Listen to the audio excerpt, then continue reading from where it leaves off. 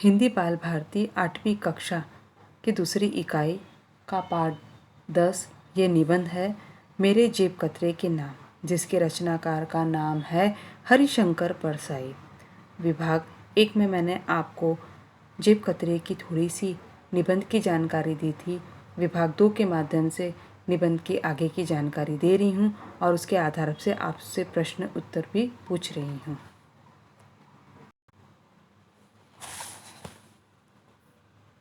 विद्यार्थियों, पाठ 10 मेरे जेब कतरे के नाम। विभाग 1 में मैंने आपको भिजवाया और जेब कटवा दिया, यहाँ तक ही समझाया था। अब विभाग 2 के माध्यम से मैं इसको आपको आगे की जानकारी दे रही हूँ। तो विद्यार्थी, पेज नंबर आपको 89 निकालना है, 89 निकालना है। वहाँ पर मैं जो पढ़ रही हूँ आपको वहाँ पर ध्यान से देखना है। दोस्त, मैं तेरी बुद्धि की दाद देता हूँ। यानी कि यहाँ पर लेखक की जेब कट हो जाती है। एक जेब कतरा दूसरे जेब कतरे को यहाँ पर संबोधित करता है। तूने मुझे समझ लिया, तू सेठ पर नहीं रीझा। तू जानता था कि सेठ के पास जाएगा तो वह तेरी ही जेब काट लेगा। हम लेखक लोग मनुष्य के मन और चरित्र का अध्ययन करते हैं, पर तूने जैसा अध्ययन मेरा कर लिया वैसा मैं किसी पात्र का नहीं कर सकता। असल में लेखक तुझे होना चाहिए और मुझे जेब कतरा। अब यहाँ पर लेखक जेब कतरे को कहते हैं कि तुझे लेखक होना चाहिए और मुझे जेब कतरा। न जाने कब से तू मेरे पीछे पड़ा है। तुझे याद होगा, मैं कंडक्टर और एक यात्री के बीच का झगड़ा निपटा रहा था। तभी तूने समझ लिया होगा कि मेरी प्रकृति ऐसी है कि दूसरों के मामले में कूद पड़ना। तूने इसी दावे से मुझे मारा। मुझे अब विश्वास हो गया है कि दूसरों की मदद करना बड़ी आदत है। जिसे इसकी लत पड़ जाती है उसका जेब कटवा ले। तुझे तो याद होगा कि तूने डिब्बे के उस कोने के में खड़े होकर मुझे बुलाया था। मैंने देखा, तेरी आंखें लाल थी, तू पागल जैसा लग रहा था। तूने कहा था, इधर आओ, बर्थ नहीं मिलता, सीट नहीं मिलता, हम परदेसी आदमी हैं। तेरा यह दावा चला नहीं। तो मुझे पेज नंबर 90 निकालोगे। तो मुझे अलग ले जाकर लूटना चाहता था, पर पगले, उसमें छीना झपटी होती, हो सकता था तू गिरफ्तार हो जाता। मैंने ये खतरा देख लिया था, इसलिए मैं सीट से उठा नहीं और कहा, कंडक्टर से बात करो। तब तू मेरे पास आ गया और अपने हाथ मेरे कंधे पर रख दिया। तूने मेरी आंखों में भरकर देखा, मैंने तेरी आंखों में देखा। मुझे लगा ही नहीं कि तू जेब कतरा है। अगर मैं समझ जाता कि तू जेब कट है तो तुझे गले लगा लेता। मैं समझा तू तो पागल है, लिहाज में आत्मरक्षक के लिए पूरा तैयार हो गया है। त्याग किया कि तूने गड़बड़ की तो मैं तुझे मारूंगा। एक गुस्सा नाक पर, एक जबड़े पर और लात पेट पर। तू बड़ा ऊंचा कलाकार है। तूने मेरा ध्यान जेब से किस चतुराई से हटा दिया। वाह! यानी कि वहाँ शब्द आता तो ये क्या है, हमारे विस्मयादिबोधक बोधक चिन्ह का उपयोग किया गया है। आगे कहते कि इसी क्षण तेरा साथी मेरी बाईं तरफ से आया। उसने मेरे कान के पास मुंह लगाकर कहा, ये अपनी भाषा नहीं समझता? और उसने मेरे जेब से वह लिफाफा निकाल लिया जिसमें नोट रखे थे। प्यारे, मैं न घड़ी बांधता न बटुआ रखता। कार्य अनंत है, बार बार घड़ी क्या देखना। मैं लेखक हूँ। जिस प्रकाशन प्रतिष्ठा से रुपए होते हैं उसी के लिफाफे में रख लेता हूँ। कभी भी इस प्रतिष्ठा का पैसा उस प्रतिष्ठा के लिफाफे पे नहीं रखता। आदमी को लिफाफे के बारे में बहुत सावधान होना चाहिए। लिफाफे दुरुस्त है तो सब ठीक है। फिर पूंजीवाद में अंतर्विरोध को मैं जानता हूँ। एक प्रकाशन का पैसा दूसरे लिफाफे पर रख दूँ तो हो सकता है कि लिफाफा रुपए को लील जाए। दोस्त, ये घटना मैंने इटारसी के बाद जोड़ी। इटारसी एक तक मुझे पता नहीं था कि मेरा पैसा निकल गया। इटारसी में मैंने टटोला तो पाया लिफाफा गायब। तब मुझे समझ आया कि तू जेब कट था। 2 स्टेशन मैंने तुझे मनाया, फिर सोचा पैसे भी खोए और दुख भी भोगूं। मैं कैसा बेवकूफ़। मैं चैन से सो गया। विद्यार्थी इसी के आधार पर जैसे कि लिहाज का अर्थ इसलिए बताया गया है दुरुस्त यानी ठीक, अंत विरोध यानी आपसी विरोध या आपसी वैमनस्य, बेवकूफ़ यानी मूर्ख। इसी के आधार पर आपसे कुछ प्रश्न पूछे जाएंगे, जैसे कि अपनी आत्मरक्षा के लिए लेखक द्वारा की गई तैयारी। लेखक ने क्या तैयारी की थी अपनी आत्मरक्षा के लिए? तो यहाँ लिखोगे लेखक ने सोचा कि उसे बुलाने वाला आदमी पागल है, यदि उसने कुछ गड़बड़ की तो उससे उसकी नाक और जबड़े पर एक एक गुस्सा और पेट पर लात मारने की तैयारी कर ली थी। उसके बाद दूसरा प्रश्न पूछा गया था कि जेब कतरे ने यह कहकर लेखक को अपने पास बुलाया, क्या कहकर? इधर आओ, बर्थ नहीं मिलता, सीट नहीं मिलती, हम परदेसी आदमी हैं। जेब कतरे ने यह कहकर लेखक को अपने पास बुलाया। ये प्रश्नों के उत्तर पूछेंगे, जैसे कि जेब कतरे के साथी ने लेखक के कान में क्या कहा था जेब कतरे ने के साथी ने लेखक के कान में कहा था कि यह अपनी भाषा नहीं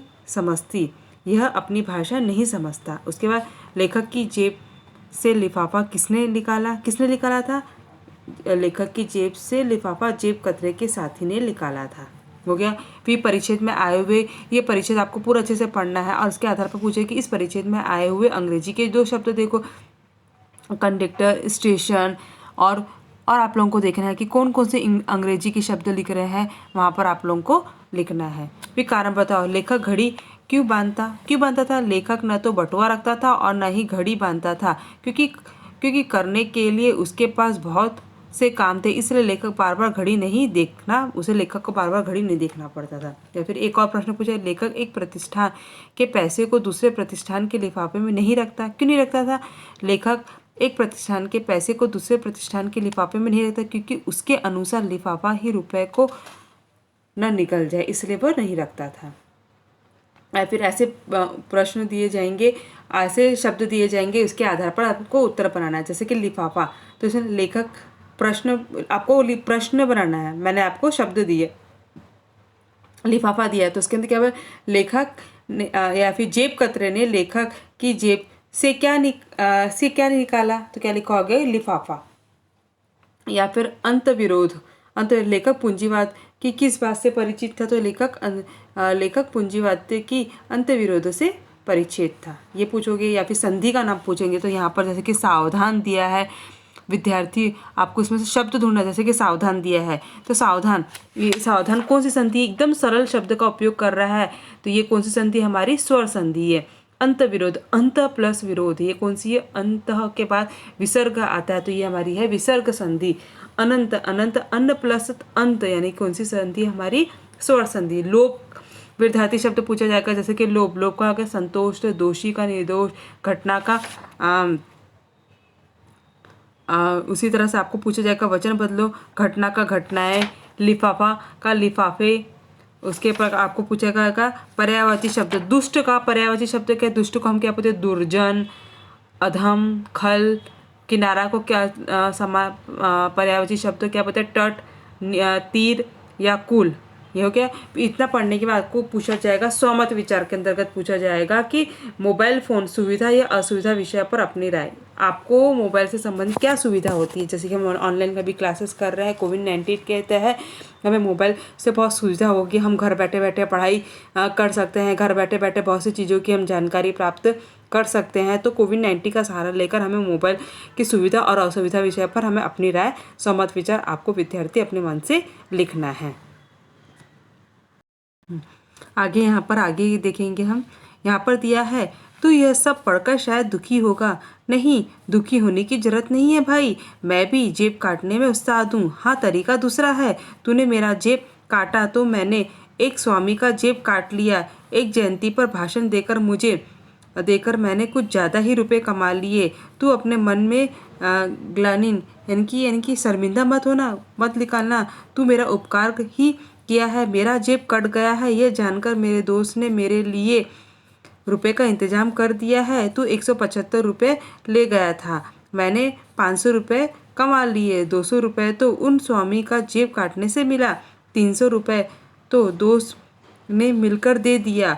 अब तू हिसाब कर, मेरे हाथ में 175 रुपये लगे, मेरे 175 रुपये गए पर 500 मिले, यानी इस पूरे मामले में मैं 325 रुपये का मेरा फ़ायदा हुआ, यानी कि 500 में से 325 रुपये का मेरा फ़ायदा रहा। अब बता, तू बड़ा जेब कट है या मैं? दोस्त, क्या क्या योजना बनाई थी? मित्रों ने कहा, अखबार में व्याख्यापित दे देता हूँ कि परसाई जी का जेब कट गया है, इसलिए उनका हर मित्र उन्हें 1 रुपये दे। मैंने इसे नामंजूर कर दिया। अब देखो यहाँ पर लेखक की जेब कटती है और लेखक के दोस्त सब उन्हें क्या कहते हैं कि हम इसका विज्ञापन दे देते हैं ताकि तुम्हारे सब दोस्त तुम्हें 1-1 रुपये दे दो और तुम्हारी जो जेब कटी उसकी पूरी भरपाई हो जाए। कहाँ यारो, मुझे जिंदा रहने दो, अगर रुपए नहीं आए तो लगेगा मैं इस भ्रम पर जिंदा था कि मेरे दोस्त है। भ्रम टूटने से आदमी मर जाता है। सब मित्रों ने कहा, अच्छा तो फिर तुम्हारी फोटो छापकर उसके नीचे लिख देते हैं, इस आदमी का जेब कट गया है। यह योजना भी मुझे पसंद नहीं आई। तब मित्रों ने कहा, अच्छा गुमशुदा की तलाश शीर्षक के नीचे छपवाते हैं। प्रिय परसाई, तुम सिर्फ 250 रुपये के कारण कहीं छुप गए। लोग तो करोड़ों रुपए की काली से पुता चेहरा नहीं छिपाते। तुम जहाँ कहीं भी हो चले आओ, 250 रुपये का प्रबंध तुम्हारे दोस्त कर देंगे। मेरे प्यारे जेब कतरे दोस्त, जेब कटने के मामले में तो तेरा चाचा होता, इसी जेब कट का उपयोग करता तो हजारों कमा सकता था। भोपाल में मेरे अजीज दोस्त रहते हैं, वहीं जेब कटने से उनका भी इम्तिहान लगे हाथ हो गया। प्यारे, आगे जब तुम मेरा जेब काटे तो बताकर काटना, हम मिलकर ऐसी योजना बनाएंगे कि दोनों मालादार हो जाए। आशा है तू मेरी दम पर अभी तो खुश रहेगा। शुभकामनाओं के सहित तेरा प्रिय मित्र। विद्यार्थी, यानी कि यहाँ पर हम देखें कि जेब कतरे को इन्होंने लेखक ने किस तरह से उसकी तारीफ की है और उसकी योजनाओं के बारे में उसने बताया है। विद्यार्थी, इस कहानी के माध्यम से कुछ मुहावरे पूछे गए हैं, जैसे कि पशु पेश में पढ़ना, ये असमंजस में पढ़ना, इसका अर्थ आपको बताया गया है, आपको इसका वाक्य बनाना है। उसी तरह दिया है लील जाना यानी कि निकल जाना, तो आपको इसका क्या बनाना है, इसका आपको अर्थ बनाना है। अर्थ दिया, आपको वाक्य में परिवर्तित करना है। और चैन से सोना यानी कि निश्चित रहना, तो आप इसको वाक्य किस तरह से बना सकते हैं, ये आपका होमवर्क है। वाक्य आप लोगों को बनाना है। यहाँ पर दिए गए हैं मुहावरे, ये तीनों मुहावरे को अच्छे से देखना है। कठिन शब्द के अर्थ दिए हैं, वो आपको आपकी नोटबुक में लिखना है। यहाँ पर हिंदी भाषा में लिखी विभिन्न प्रकार की सामग्री अंतर्जाल से पढ़ो और उसे प्राप्त सूचना, सर्वेक्षण, टिप्पणी को संकलित करके संपादित लिखो। यानी कि विभिन्न प्रकार की जो सामग्री है उसकी आपको क्या करना, अंतर्जाल के माध्यम से इसको करना है। आप YouTube पे से देखोगे तो आपको उसको पूरी जानकारी प्राप्त हो जाएगी। विद्यार्थी, यहाँ पर आपको कुछ प्रश्न उत्तर दिए गए हैं, वो प्रश्न उत्तर आप लोगों को पढ़ना है और सूचना के अनुसार कृतियाँ करना है। अब 9th क्लास में आ गए हो, 9th क्लास के अनुसार आपको पूरी कहानी अच्छे से पढ़ना है और पढ़ने के बाद जो प्रश्न दिया है वो प्रश्न आपको हल करना है। सूचना के अनुसार कृति करो, यहाँ पर कारण लिखो, संक्षेप में उत्तर लिखो, या ये आपको अच्छे से लिखना है। ये ऐसे प्रश्न तैयार करो जिनके शब्द इस तरह से, मैंने आपको लिफाफा और अंत विरोध के बारे में 2 प्रश्न मैंने आपको बताया, उसी तरह आपको जयंती और दोष के माध्यम से आपको 2 प्रश्न तैयार करना है। यहाँ पर शब्दकोश में निम्न शब्द के अर्थ खोजकर लिखो और मूल शब्दों का अपने वाक्य में प्रयोग करो। आपको शब्दकोश की सहायता से ये देना। हमने पहला जो हमारा 9वां लेसन था शब्दकोश है, उसमें आपको जानकारी प्राप्त की शब्दकोश किस तरह से देखा जाता है। ई बुक के माध्यम से भी हम वाक्य के अर्थ निकाल सकते हैं। या पाठ में प्रयुक्त व्यायामशाला से संबंधित शब्द लिखो। अब ये पाठ में कौन सी व्यायामशाला से संबंधित शब्द है वो आपको लिखना है। सदैव ध्यान में रखो, यहाँ पर यहाँ लिखा है पर्यटन यात्रा करते समय आवश्यक सावधानी बरतनी चाहिए।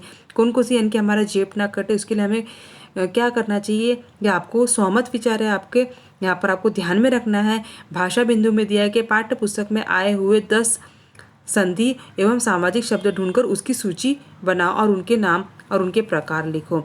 उसी तरह उपयोजित लेखन में अनुशासित यात्रा, सुरक्षित यात्रा है, इस विषय पर निबंध लिखा। यानी कि अनुशासित यात्रा सुरक्षित यात्रा है, इसके आधार पर आपको निबंध तैयार करना है। तो आप इस किस तरह से करोगे, जैसे कि यदि व्यक्ति अनुशासन में रहकर यातायात करता है, कोई भी चीज़ अगर हम कोई भी कार्य अनुशासन के साथ करते हैं तो हमें कभी भी दुर्घटना का सामना नहीं करना पड़ता।